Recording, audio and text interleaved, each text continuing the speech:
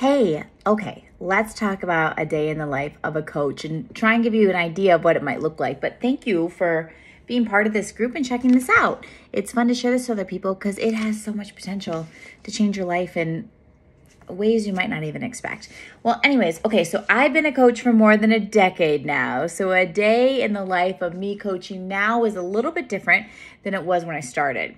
So let me just talk about when I started because that's going to be more relatable. As I said, I got started really for a lot of self reasons. And so a lot of a day in the life of a coach was taking care of myself. A game changer is when I really started to establish a morning routine and I got up before my family to do some stuff for me. That completely changed my life. Like starting my day, taking care of myself, like just the power in that sentence before all the other things came to be.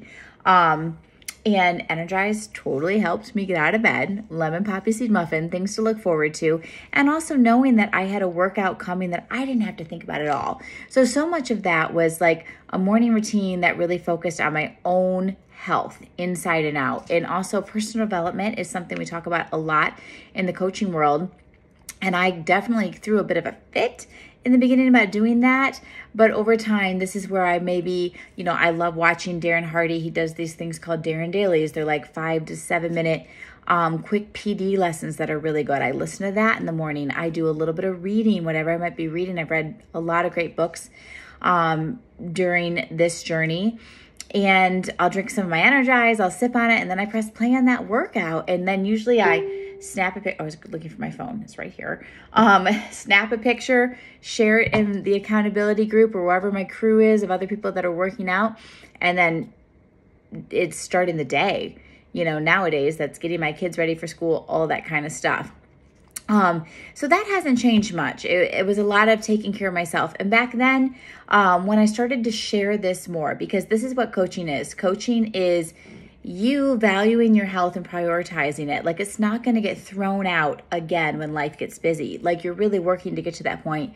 You surround yourself with a community of people who also value their health, and that really kind of locks you in, seatbelts you in, so that it's even harder for you to kind of fall out of the healthy vehicle.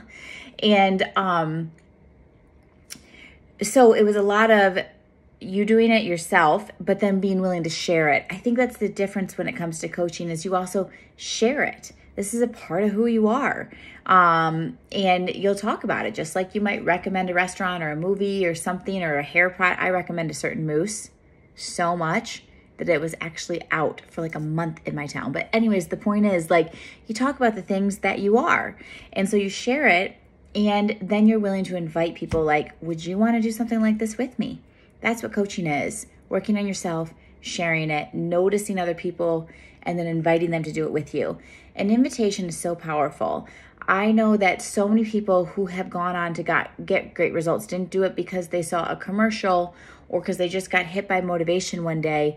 It was because someone they trusted or someone that they were like, she makes me think this might be possible for me, invited them. An invitation can change lives. And the cool thing about coaching is it kind of puts you into that spot where it's like, okay, I'm willing to do that. It's just like being willing to step up to a committee and be that leader. It's extra effort, but it makes a difference. And so when I started to get into coaching more, let me talk about it a little bit more as it was paying bills, or like I talked about, I wanted a running Garmin. Like my day in a life in coaching, when I started to make more of an income, a lot of that same stuff, you always take care of your own health first.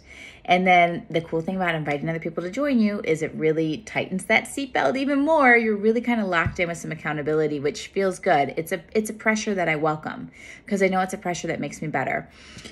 And then when I first started, my daughter was like a year old.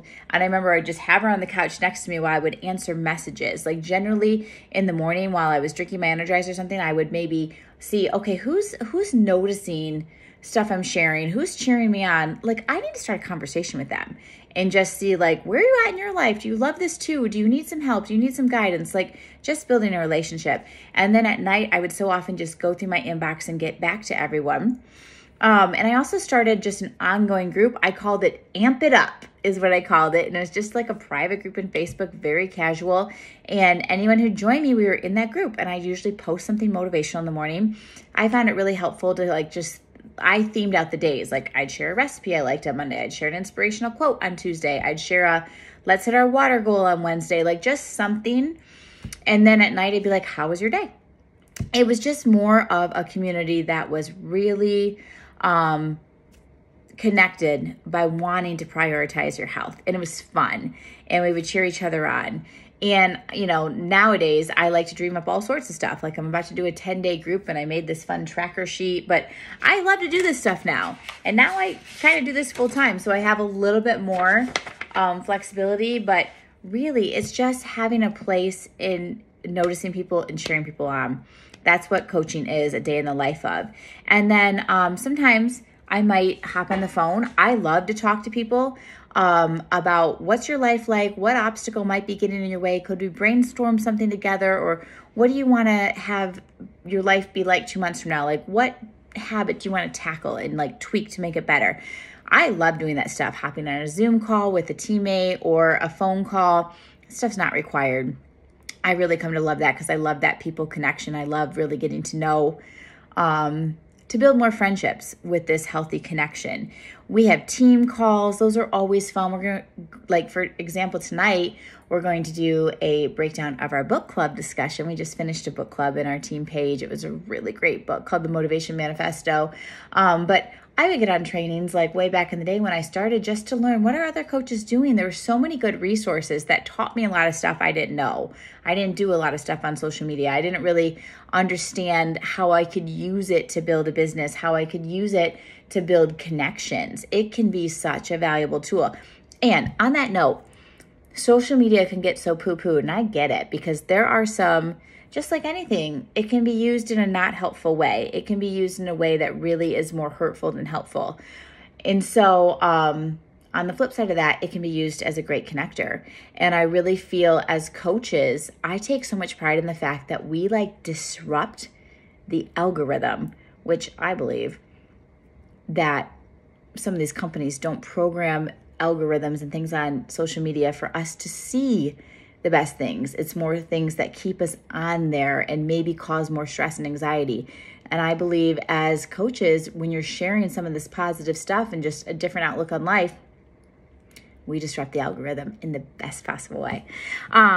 So there's a lot of things you can do in your day, but it really comes down to walking the walk, sharing it, noticing people, inviting them, cheering them on. It's a coach. Yeah, I guess that kind of sums it up. You don't have to have any kind of specific trainings or degrees or backgrounds. It's just willing to be a human that will connect with another human, which I know is out of a comfort zone sometimes for people, but man, it helps you grow in the best way possible. And just know too that there's so much support. You'll have me supporting you, helping you figure things out. Like if you're like, I don't even know what to write for a post, I have been known to write a few posts for new teammates and help them really get their footing there and find their voice, which has been really rewarding as well. All right, this video is too long. I'm done with day 2. Thank you for watching.